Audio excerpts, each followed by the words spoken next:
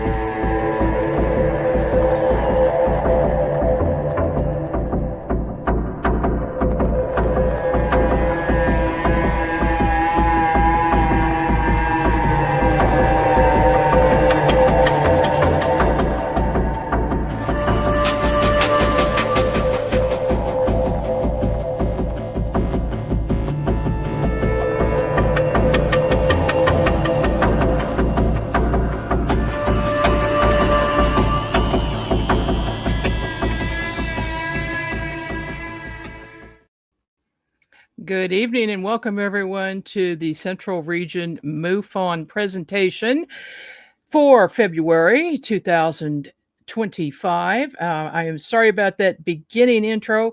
I clicked on the wrong thing, so I will take that out later. But in the meantime, we've got a fantastic speaker for you here tonight. Peter Robbins is an investigative writer, author, and lecturer whose writing and research are focused on the subject of truly anomalous UFOs and their implications for humanity. He's appeared as a guest on and has been consultant to numerous radio shows, television programs, and documentaries, and is the host of the live weekly 2-hour radio talk show, Meanwhile Here on Earth, on the Onyx Network Mondays at 7 p.m. Professional credits include editorial assistant on United Nations Secretary General's requested report for the establishment of a UN UFO department in 1978, and editorial assistant to Member of Parliament Brinsley Lepore Trench on a requested paper for the House of Lords debate on UFOs in 1980. Robbins was a founding member of Bud Hopkins Intruders Foundation, a member of its advisory board, and executive assistant to Mr. Hopkins. He was event coordinator for the Sci-Fi Channel's Alien Abduction Phenomenon, a symposium organized to promote the release of the Steven Spielberg miniseries Taken, and writer, planner, and commentator for the Ultimate UFO and Ultimate Crop Circle DVD sets. He's written for Open Minds Magazine, Fate, Phenomenon UK, Outer Limits Magazine UK, UFO Data Magazine UK, UFO Matrix, UFO Magazine, both the UK and US publications, and many others. Welcome, Peter. Thank you, Margie. Delighted to be here with you guys tonight. Thank you so much for joining us for this. And I wanted to remind everybody that we have a comment section where you can ask questions or make comments or talk amongst yourselves.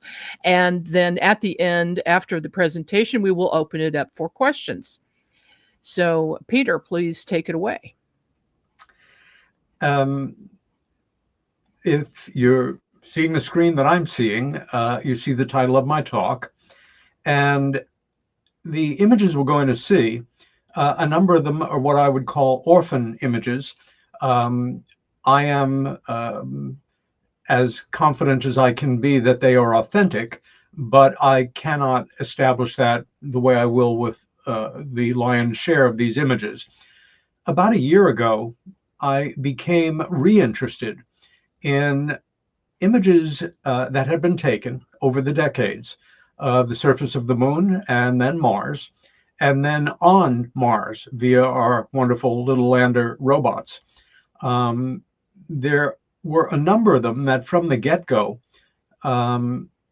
showed things that were either illusions or resembled things that were organized and seemingly manufactured that shouldn't be there. The fact is, though, that this is an area of study that goes back more than 50 years. And what I saw was the challenge of trying to show these in a way that in this PowerPoint age, where none of us should take a visual image at face value. Anything can be faked. We're all fairly sophisticated viewers, and we know that, except that these things exist. And at this moment in the process leading to, or disclosure is a process as well as an aim, I guess one could say, it's so easy to dismiss an image like the ones we'll be looking at tonight, because it can't be, therefore it isn't, therefore it's obviously an illusion or a fabrication. So let's just get started, and I'll have the commentary running from there. What we're looking at here is an image of something we've all seen growing up, one way or another. It's as simple as it can be, but if you're seeing what I'm seeing in that red rectangle, it appears to be the foundation, the rectangular foundation of something. I would say a building once stood on that spot, an uninformed, educated guess, except that it's on the moon, and it shouldn't be there. What we're seeing here is a similar situation that I'm hard-pressed to understand how it could have occurred in nature, although I guess it's possible. You know, the random organization of elements, it happens. Every once in a while, somebody wins a $100 million lottery. It's not out of the question, except that this is on Mars. Now, the first subject we're going to address here is pareidolia, the tendency to perceive a specific, often meaningful image in a random or ambiguous visual pattern. The definition generally applies to the natural world, and we've all seen examples of this growing up or as adults, but I'm going to apply it also to the world of human-made things. For example, it's a very human tendency to seek out this kind of imagery, enjoy it for what it is, have a little fun with it, and at the same time, take it with a grain of salt, so to say. I thought that was a particularly good one. Again, often in natural rock faces, you have a higher possibility of reading a representational image that's simply a random formation in nature. This is actually a photo I took and was very proud of it, and sort of a poodle, maybe, kind of, partly, but it got me looking at clouds again and remembering in childhood, you know, finding a lamb or a bird or whatever for a moment or so, and then it moves to something else. Wood grain. And thank goodness for Google Earth. Got to watch out for these guys. And allow me a little bit of a fun here. I think you get the idea. The study of these kind of images, not these kind of images, but natural, unnatural looking images on other bodies in space, was first explored by a number of, I think, very courageous writers going back more than 50 years. George Leonard was one of the pioneers here, and it's an area that's been neglected overall, although the researchers that dedicate themselves to this area of study are not quite like you and I, not quite like me anyway. they're not involved in the areas of study that we conventionally think of in terms of ufology or paranormal research. Um, they're not looking for uh, trace cases and changes in organic material that have come in contact with a UFO or a paranormal event. They're not in archives looking at documents. They're not interviewing witnesses to these things. They're studying photographs, and very carefully. The Hasselblad camera, as good a technology as is out there, Leica, Nikon, was the one that was selected by NASA and JPL to photograph the moon and then Mars and then other heavenly bodies as we moved along. And the resolution on the original pictures is terrific. Who knows how many hundreds of thousands of photographs have been logged in over the decades. I think it really broke into public attention in the early 90s with Richard Hoagland's very well publicized findings of the Cydonia region of Mars. And it was really quite an exciting period for some of us who were around at the time to observe what Richard had pointed out here.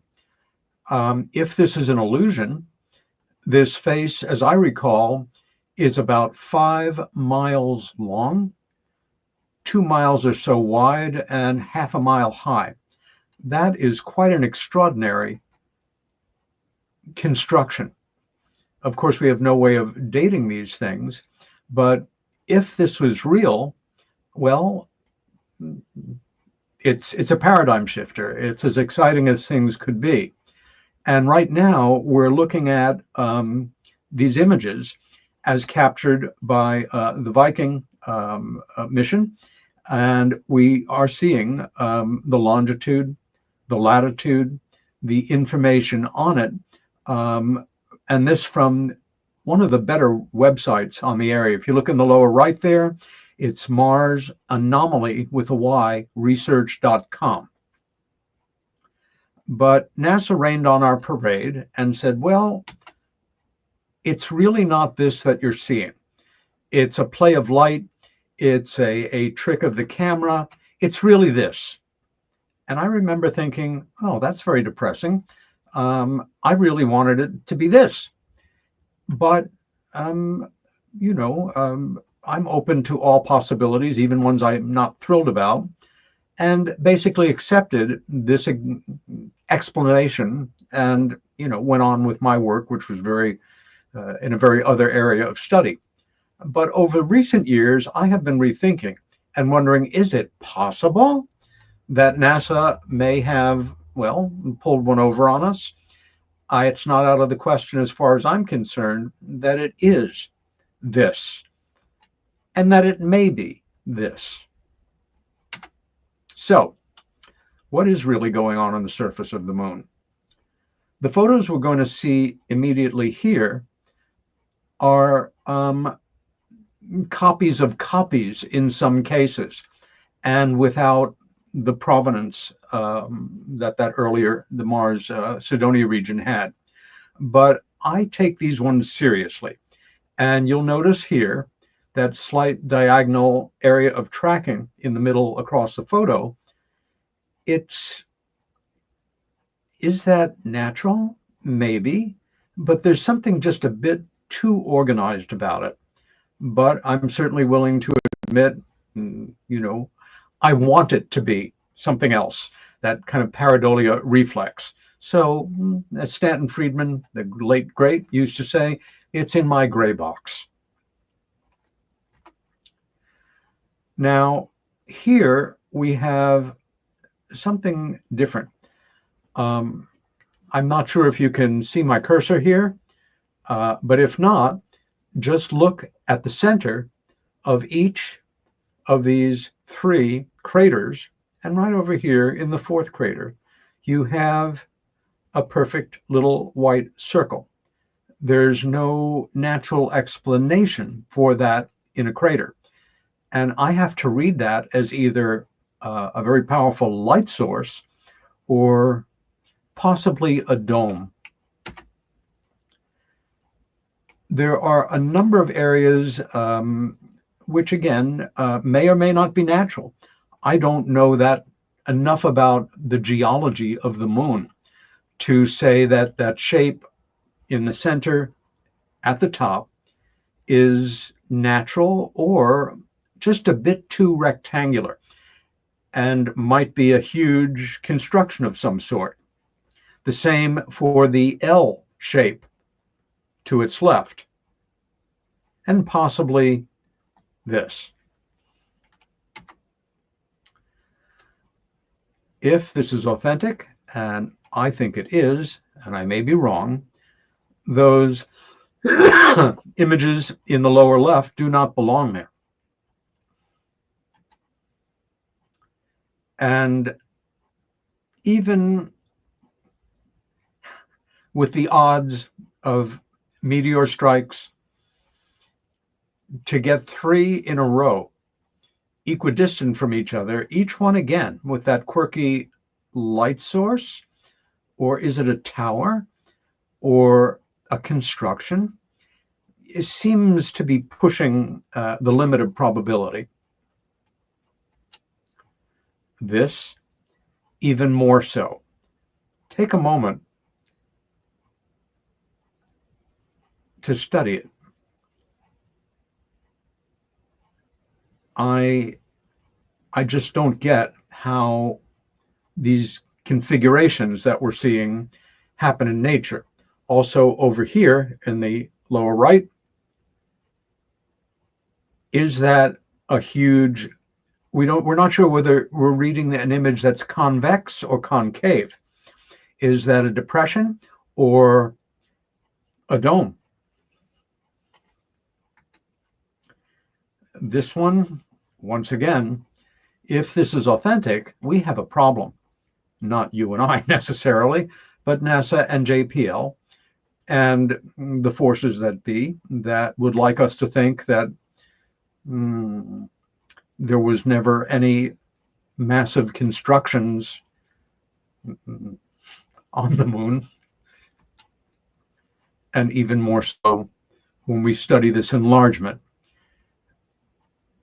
As somebody who's fascinated by ancient history, as well as modern history, and has had the privilege of traveling in some very remote parts of the world over the years, I've looked at aerial photographs of the remains of, a village in Syria or Turkey from several thousand years back that might have a very similar appearance. And here, what we're seeing, and you can see the indication lines coming off of these like a Q, are not natural. They seem to be long constructions, perfectly rectangular, that indicate nothing to me other than a building or a series of rectangular buildings, and they would be of substantial size. Once again, if we had a co-respondent here, a NASA scientist perhaps, who was very knowledgeable about erosion on the surface of the moon, or how things tend to organize themselves in some random, seemingly geometric series of patterns because of the nature of the makeup of the rock face, and could explain this away to us in a conventional phenomena that mimics what a series of subdivisions outside of a city might look like, I would accept it, but we don't have that. And thus far, NASA's only commentary on imagery like this is either no comment or explaining it away as an illusion or pareidolia of some sort or another. Again, on closer examination, to me, as a layman, this appears to be the remains of organized activity and tremendous effort. Very likely had gone into making what we're seeing here. Also, if you look at the top, just to the right, we see another area that, that kind of L shape. How did that happen in nature? We have to ask ourselves. This image, my first thought when I saw it was, it reminded me of an old-fashioned observatory. And again, I don't get how this happened in nature, and certainly not on the surface of the moon. Again, this, in a court of law, this would all be considered circumstantial evidence, but we're building a case here. When I first looked at this image, I thought I was looking at convex depressions. But when I allowed my eyes to relax and take their time, what I saw was shadow coming off of pyramid shapes. Is figure ground or ground figure? Also, we don't know the scale of what we're looking at, but that looks to me like two pyramids.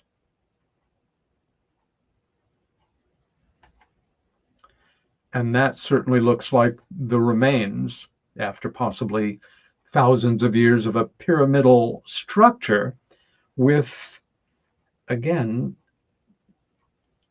an area that just, I don't get how that happened in nature. And it could have.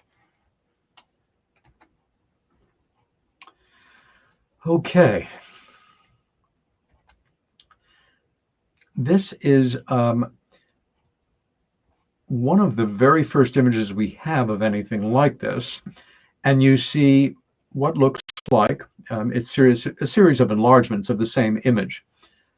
A vertical white line that, if this is authentic and I'm reading this as a construction, it would be some miles high. Again, let our eyes adjust. Are we looking at, once again, a crater with a dome-shaped dead center, or somehow is this possibly rising out of the surface? I think it's flat and that it's a depression, but I don't know for sure. This we can say, these three shapes here and possibly this shape may well be standing out from the surface. And again, if so, they're massive. Once again, is that an elevated tower with that curved top, or are we reading something flat on the ground? In either case, nothing explains it as a natural phenomena on the moon.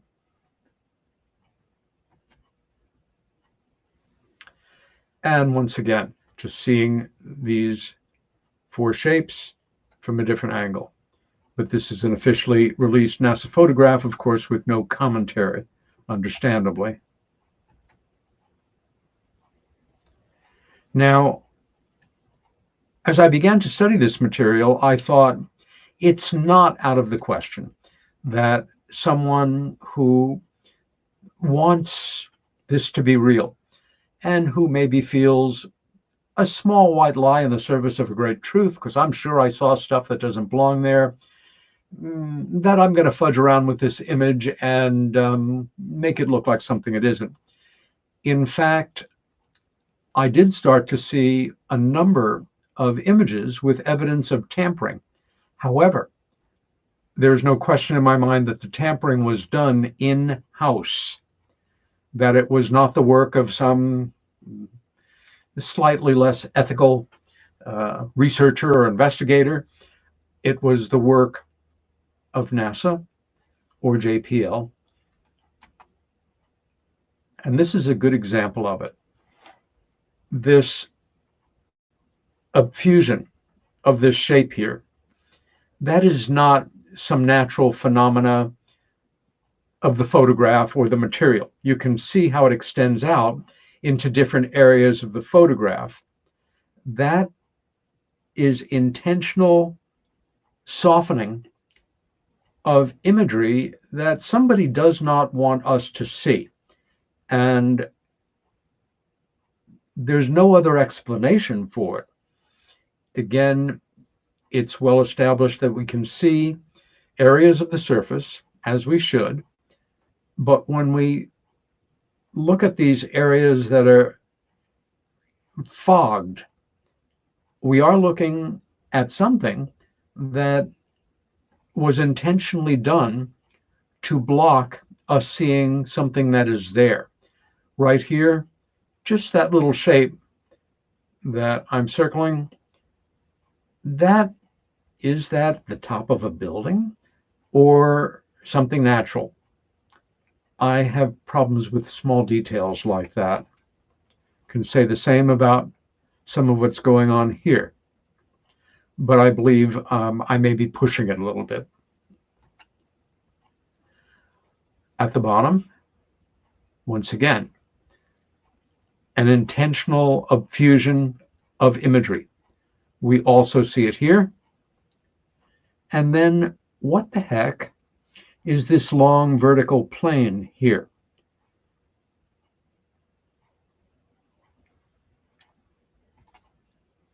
This is one of my favorites in that it's so outrageous in terms of nothing to see here, folks. Move along.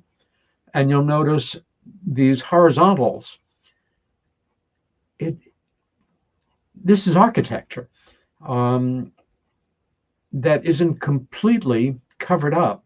At least that's the way I read it. Let's also take a moment to imagine that NASA, fully aware that these embarrassments are all on the public record, and that as American citizens, we can access these huge databases.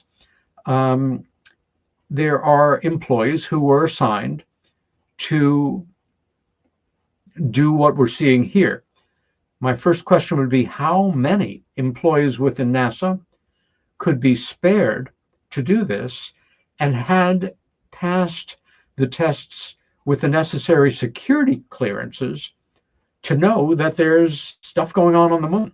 That seems to me to be not a huge group, and that if they've got thousands of photos to go through, you're going to miss things.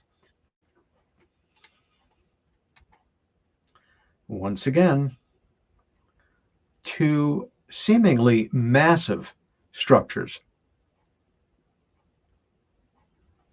And there's no natural explanation for what we're looking at here.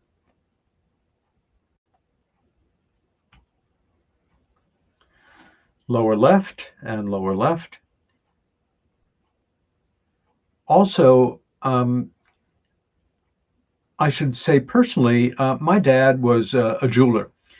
And as a boy, for me, one of my toys was a 10-power jeweler's loupe, like a very powerful magnifying glass, which I enjoyed very much as a kid. On a sunny day, you could set something on fire with it if the sun came through at just the right angle. But also as a little boy who was collecting stamps, it was marvelous to see the work close up. And having said that, one of my natural questions here was the people that dedicate their professional lives or avocation lives to this area of study, are they looking too close? Are they reading too much into this?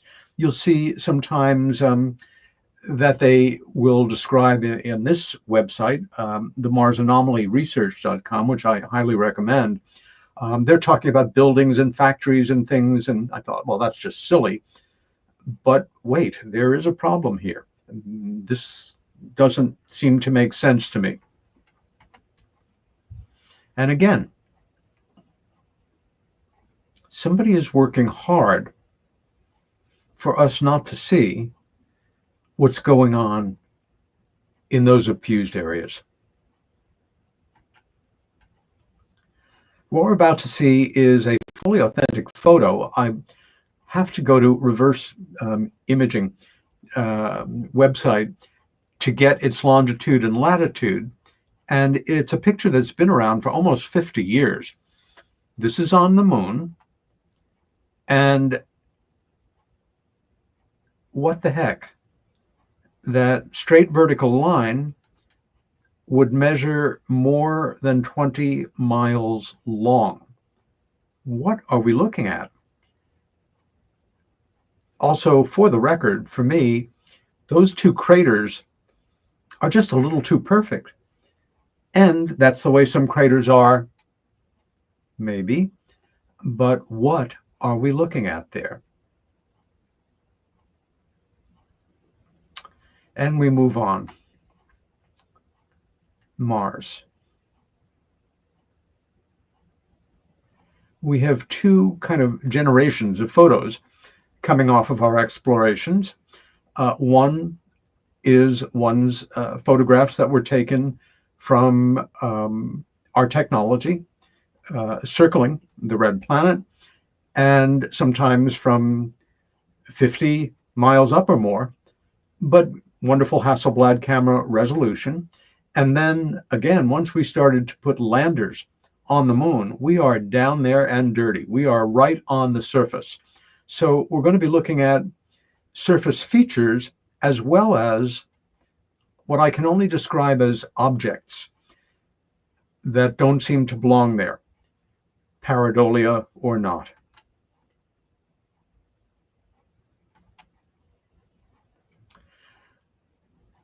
There is, unfortunately, the frustration of knowing we don't know what the scale is. For me, my first thought was, whatever that is, it looks like a giant screw, kind of attached to some mechanism. But whatever it is, what's the natural explanation for that? This is a Curiosity lander photo. And we see here the name of one of the individuals who does this work, Rami Bar Ilan. Whether that's his or her real name, we don't know. But again, what the heck? My first thought when I looked at that image, bearing in mind that it might be very small, was a stack of coins. But whatever it is, I don't get what the natural explanation for that could be. And allowing my eyes to adjust, that looks like a glass bottle to me. And if it is, what's it doing there? If it's not, what accounts for that image? What are we reading there? Same for this. I'm comfortable if somebody can explain, who is knowledgeable on geology and natural formations with rocks, that somehow that's something natural, or an old kind of vase or container that we might find in biblical times. Either way, it's very curious, Curiosity rover image. But once again, what is that? And even more so here. Remember again, these are raw images courtesy of NASA, JPL. They released this image. It's real, whatever it is. Again, could it be a vessel of some sort, or a Christmas decoration gone horribly wrong?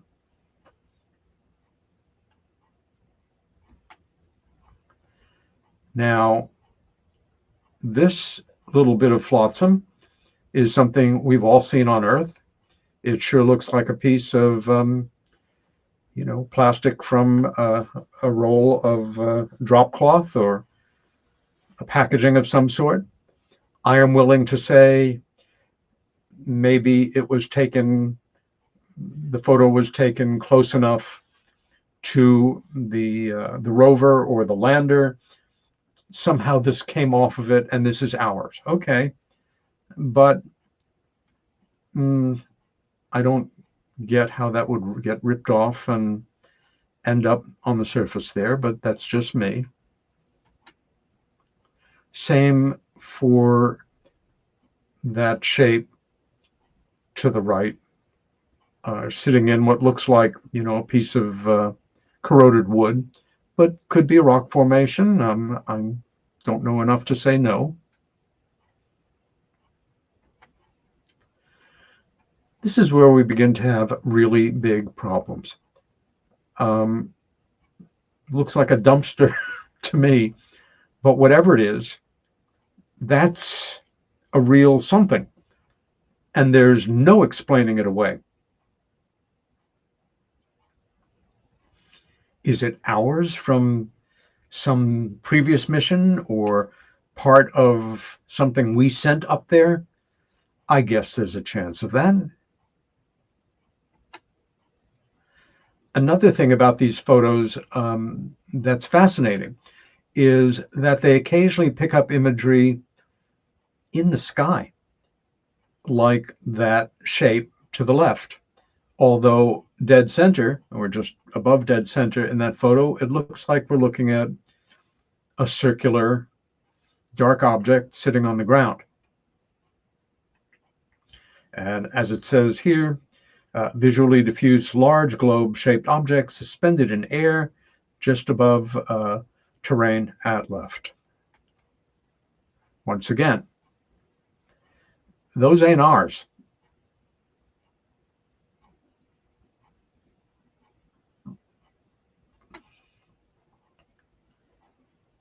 And again, my first reading of it was a corroding drum or something cylindrical sticking out of the Martian soil there.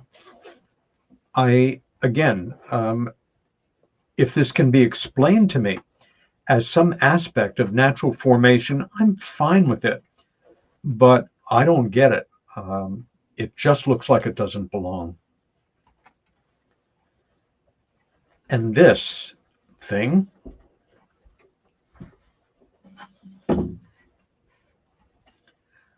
what? Maybe it's, well, I'm grabbing for answers here and playing devil's advocate. When meteorites crash down, they often, are burned out and have holes all around them and things, but this just doesn't quite fit. There's that major circular aspect of it is too intact.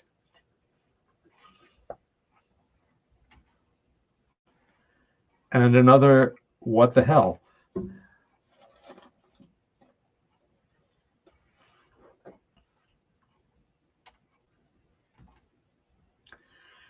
This looks like a machine part of something, a hatch, or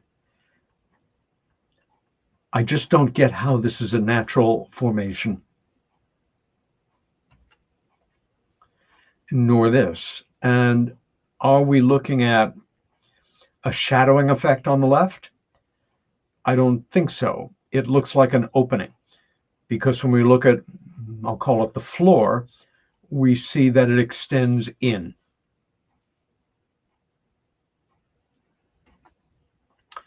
Okay, now if I was just going through 1,000 images, I might pass right over this one. However, this object in the Gustav crater, taken from the Mars Spirit rover lander, once we blow it up and look at it more closely, and again, I'll go back, it's for me, it has a real familiarity. I've visited the United Kingdom more than 20 times and been in old areas where Neolithic activity and Iron Age activity was going on. And we see what they call cairns. It's a pile of stones that signifies something. It could be a protective area around a well, or to mark where somebody is interred. But it seems to suggest organized activity, that somebody or some bodies took the time to pile up these stones. If we look at the surrounding terrain, it didn't happen by accident. And here we see, comparing it to two examples here on Earth, it's virtually identical.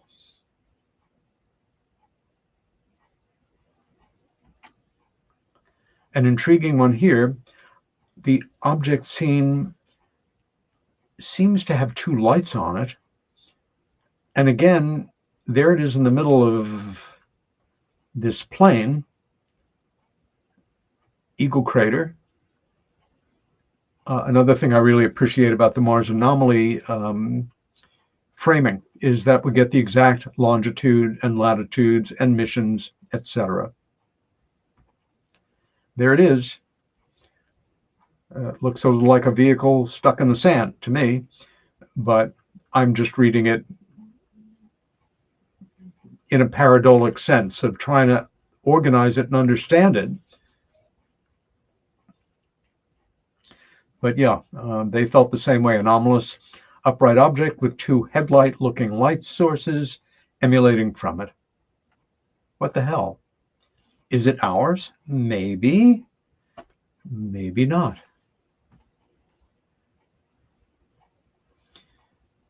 And on closer examination,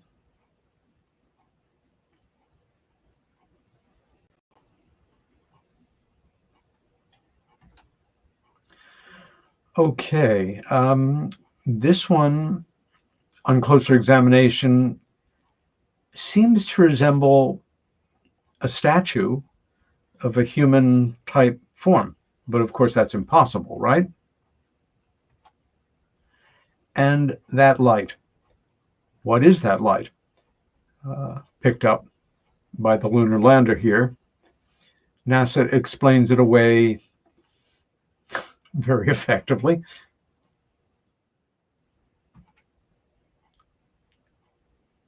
Moving along. Back to Cydonia region and the face. And areas near the face that, again, don't seem quite natural. The roughly circular object that dominates the top suggests to me a Iron Age hill fort. I've seen very similar structures in different parts of the United Kingdom. And the D&M pyramid. Once again, what the heck? And what detailing are we seeing here? It suggests the possibility of a fortress-like structure, taking advantage perhaps of some natural areas, but it doesn't make sense in terms of natural formation. I included this just because there are areas of Mars that are simply fascinating looking, and this is genuinely natural formations, and I'm not presenting them as anything but. And I think it's doubly important to kind of refocus on the fact that nature is quite wondrous in the way that it forms things and seduces the eye to try to read more than is really there. This is not an Inca city, but that's the reference name that it got many years ago. This from near the South Polar ice cap. And when we look closer, again, if a Martian geologist could establish for us that this is the way things happen in nature on Mars, I can live with that.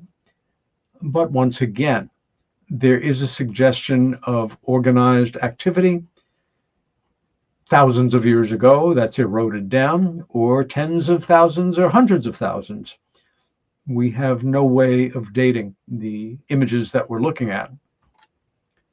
Now, here's an example of something where it is explainable, and at the same time, it's a good object lesson. Somebody suggested that this was the remains of an ancient quarry, an example of which would be this. Let's say 50,000 years later, if left to the open elements, sure, it might look like that.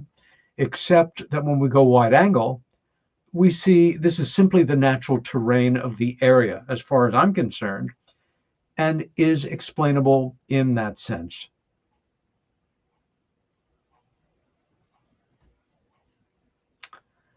However, when we enlarge this image, this is an interior of a crater wall, and we relax our eyes. I live in the countryside, but I'm born and bred in New York City, and no amount of living in rural America changes the way that I see or read man-made structures or human-made structures. This looks like it could be quite a group of buildings. I think it's interesting that the viewer here notes that we have two specific rectangles here that are darker, which would suggest an opening. And, you think about like ancient Navajo structures in the Southwest built into hillsides. It's reminiscent of that as well. And on closer examination, those two rectangles are real. They are. I would say, once again, if you squint your eyes, you can read that as just a natural sort of rock formation, or a number of organized structures. Am I pushing it? Possibly. Now, we are, of course, all know, because we've been told by the scientific world, there is water on Mars, but it's frozen in the permafrost. And, we can find ways to mechanically extract it for our colonies there. But if you look at the upper left, maybe once again it's pareidolia on a certain level, but I'm reading water. And in an organized, a semicircle with a circle inside of it that I cannot understand in terms of natural formation. What the hell?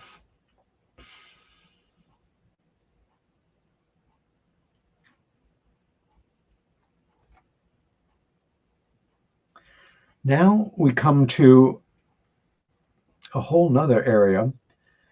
We see here that the individual that studied this and made the indications, they're reading all sorts of things into it. Domes, civilization, evidence sample. I'm intrigued, for starters, by this seeming pathway.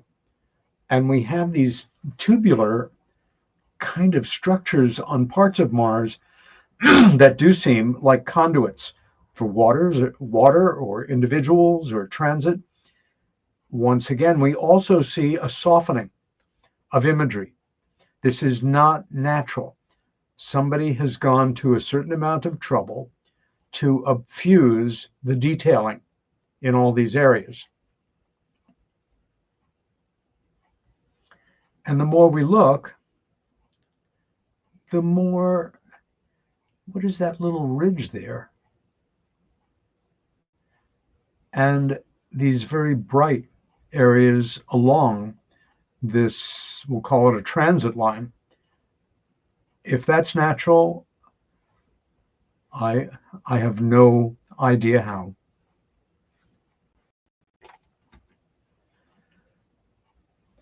Here we also get into, somebody's going to have to talk really fast to explain this away, as far as I'm concerned. It certainly looks like we are looking at the remains of, or currently active structures, massive subdivisions along a hillside, and a Herculean effort whenever it was built. 100 or 100 million years ago, who knows? We close in on it, and all the more so. How can what we're seeing be natural? This is the famous Hale crater.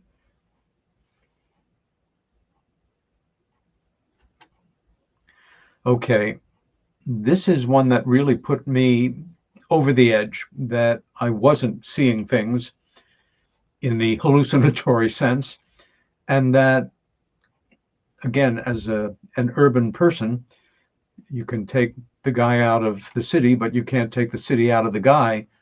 What I think I'm looking at here is a hillside of buildings, and up on a promontory here, a particularly discernible structure.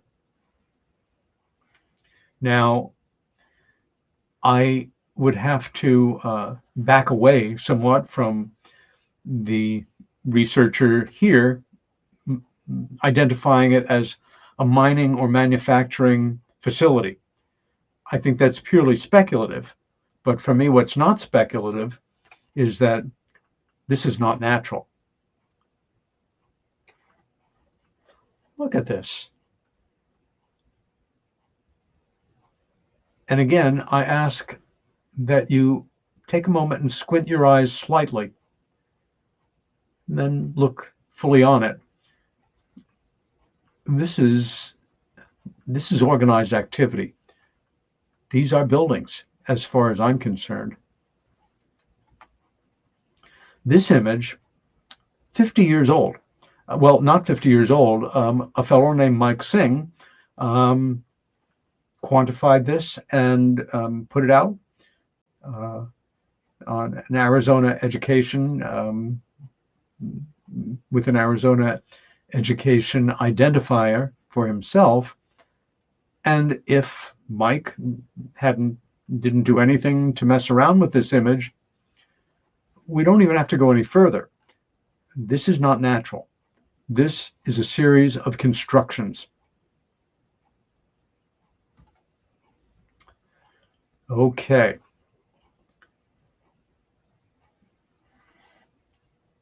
I really like this one, in that what we see here in this full frame image is a track of some sort, which terminates here, and dead on, either by, maybe it's the remains of something that fell from the sky and just happened to land on that spot, or not, an object traveling on a track. What do you think?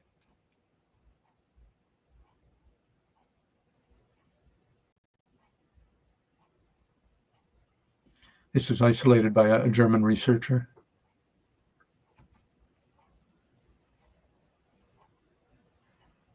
Okay, again, near Hale crater. We're now going to enlarge. I don't know about you, but that's either completely obfused so that we don't see what's under it, or it looks like a giant reservoir of some sort and water on the surface. It's got to be one of those two things. and both of them are problematic for the establishment, not necessarily for us. Okay, these tubes, fascinating. And once again, if it can be explained that there's some natural process that's gone on for, millions of years that has created these seemingly, I don't know what to call them except for tubes. First, it reminded me a bit of an earthworm, but if it's an organized manufactured structure, it certainly was one that a great deal of effort was devoted to.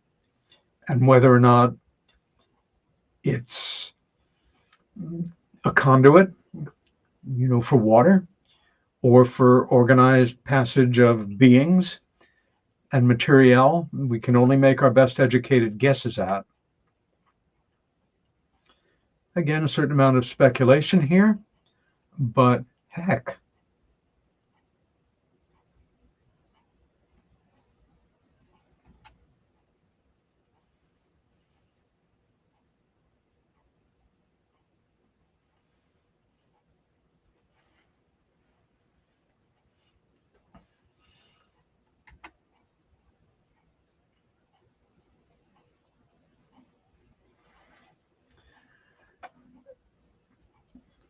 The individual who worked and studied this photo, I think, rightly observes that in here and along here, we're seeing a fusion again. We're seeing retouching. We're seeing not what's there, but what somebody doesn't want us to see has been very gently the equivalent of airbrushed out. A nice sharp picture, which indicates that these tubes are transparent or translucent. And again, that compared to the sharpness along there and the sharpness of the terrain, your eye fairly quickly picks up on areas that have been softened, indicating for me there's something in these areas that somebody doesn't want us to see. Again, just for a different figure ground sensibility here.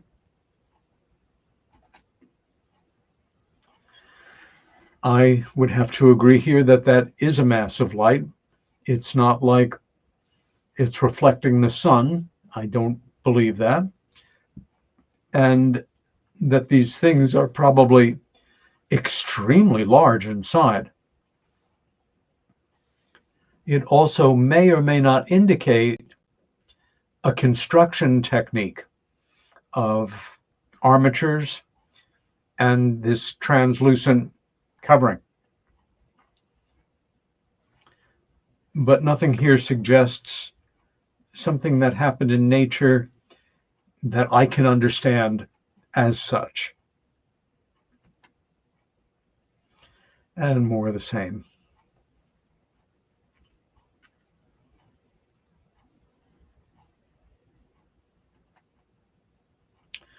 What we're about to see, although they're not as dynamic as photographs, are incredibly exciting for me. Let's say that you are a NASA employee and you have been cleared.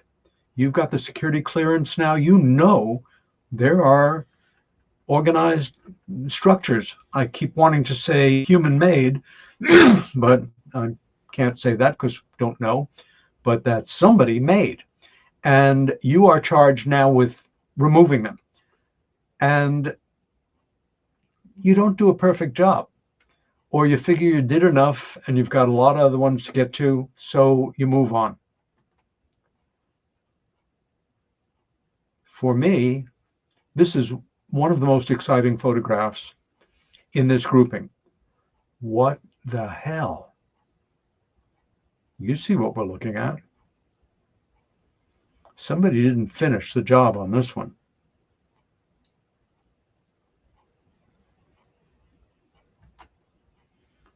nor on this one.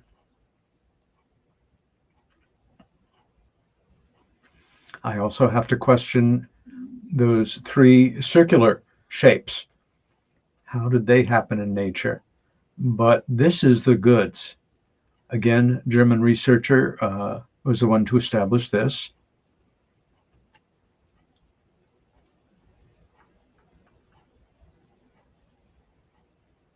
Wouldn't you love to see what is underneath that effusion that covers the whole bottom half of this photograph? I know I would.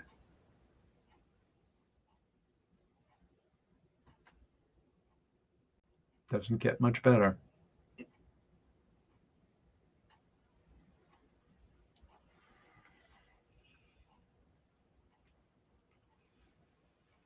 And perhaps what we're seeing here is that whatever material or whatever process is used to fudge everything out here, it wasn't put on quite thick enough here.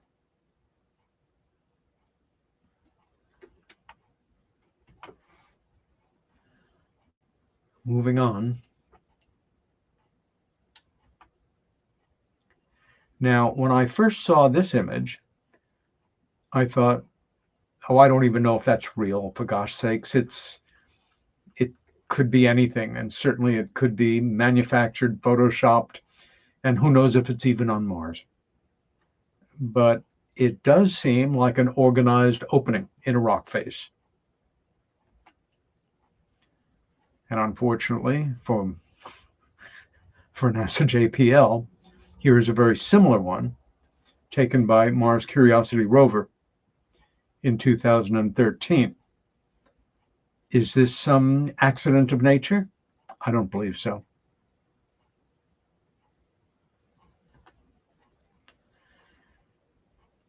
Bear with me as we close in on this image.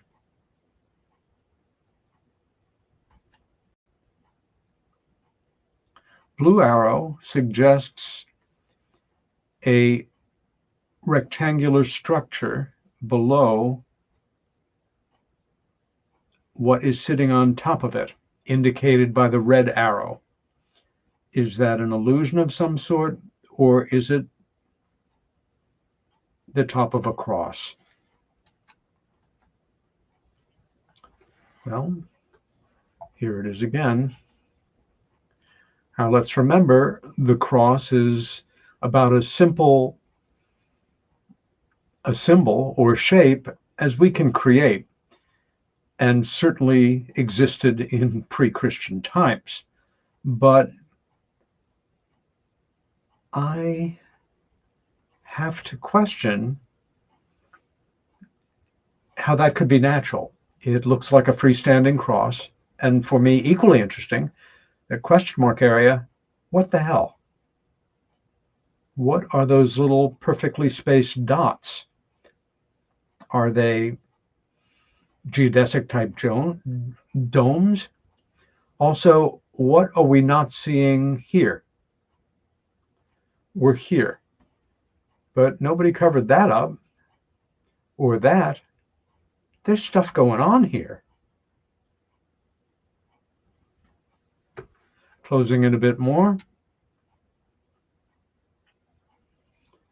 Whether this predates the Christian era or not is not the question.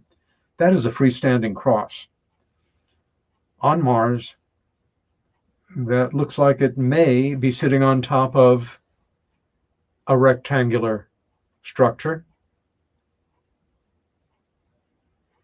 and with the possibility of other organized structures in the area.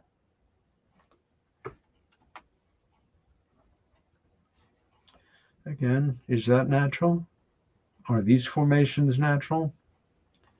But now this seems even more pronounced, and there is no question about that central image.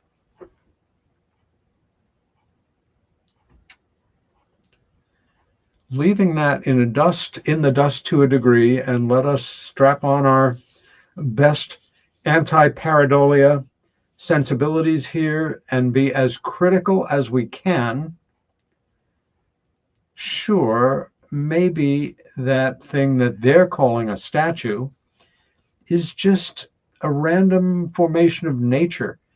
My first thought was, you know, like sandstone beaten down by the wind, but is there wind on Mars? I don't know.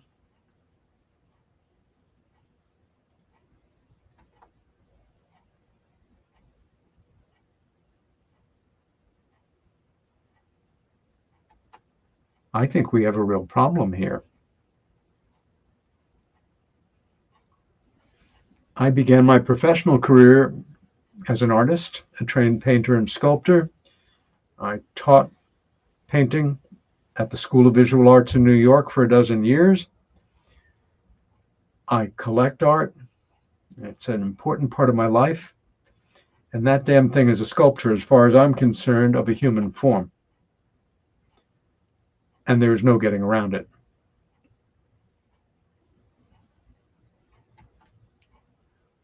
That is the remains of a rectangular structure on the moon. That is the remains of a rectangular structure on Mars. Thank you for your time and attention.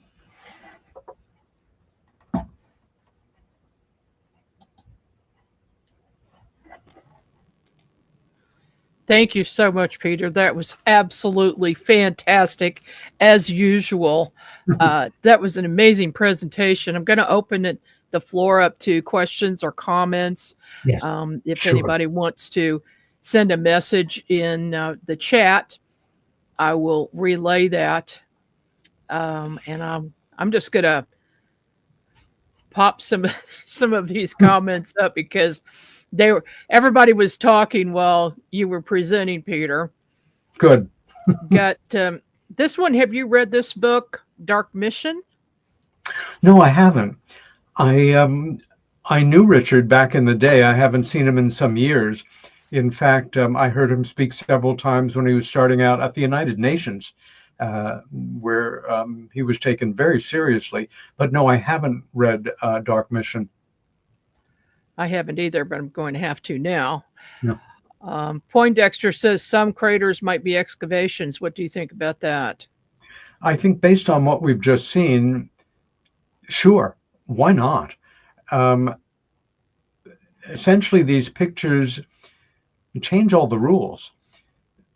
There is stuff going on the surface of the moon and Mars that may certainly predate even the beginnings of human activity or evolution on Earth. We don't know how old 50,000, 500,000, 500. We have no idea of the aging of the structures that we're seeing. And if any of this is us, if it was done 80 years ago, 50 years ago in some secret space mission, as some maintain, it bears all the hallmarks of what we're seeing earlier. But there's no question that there were some I was going to say superhuman, but I don't know what's human. No question, though, that this needs investigating. And for me, even the title that I gave it, an underappreciated tool in moving closer toward disclosure, is these pictures are real, but we are faced with a public, and many of us, before taking a close look at them, that would immediately say, please don't bother me with this nonsense. Anything can be faked. And why should I believe the framing devices are authentic? That kind of skepticism is good.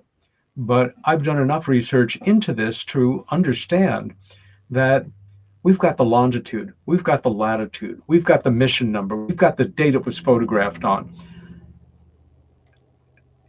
And again, going back to Stanton Friedman, a wonderful man, a great ufologist, and a role model and a mentor for me and a good friend. Stan used to say about UFOs, and I'm paraphrasing slightly, the question is not, are UFOs representative of advanced technology under intelligent control from parts unknown, coming and going with impunity. The question is, has one ever been? And the answer to that, of course, is an overwhelming yes. All we need is to establish that one of these photographs is authentic, and game over. So yes, anything's possible in terms of excavation if you got the equipment and the technology. Sure, those craters that I pointed out by that wild formation on the moon, that sort of weird half crater, maybe they're just made to look like craters. Or every once in a while, an asteroid will hit dead on and not leave much except for that perfect little circle. Which is something they never do.